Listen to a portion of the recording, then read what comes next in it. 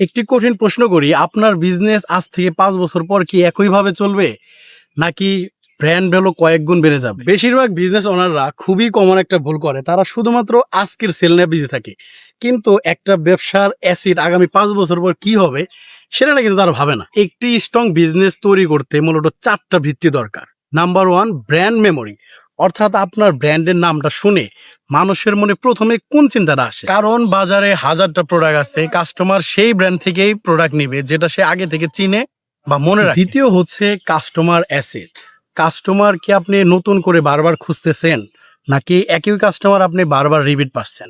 কারণ কাস্টমার যদি আপনি রিপিট না পান তাহলে কিন্তু বিজনেস আপনি লং টাইমে সাস্টেন করা কঠিন হয়ে যাবে। সে কারণে কাস্টমারের ডাটা এগুলো খুবই ইম্পর্টেন্ট। কারণ একজন রিপিট কাস্টমার শুধুমাত্র সেলই আনে না, সে কিন্তু আপনার বিজনেসের ট্রাস্টটা অনেক বেশি পরিমাণ তৈরি করে। তৃতীয় হচ্ছে ডিস্ট্রিবিউশন পাওয়ার। আগে হচ্ছে একটি দোকান থাকতো, সেখানে একটা টিম থাকতো, তারপরে সেই বিজনেসগুলো বড় হইতো।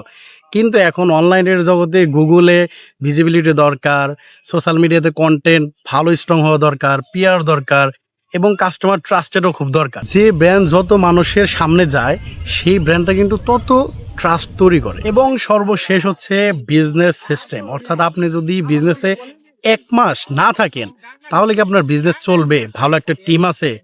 যদি এরকম না চলে তাহলে কিন্তু ধরে নিতে হবে আপনার বিজনেসে আপনি শুধুমাত্র জবের মতন টাইম দিতেছেন।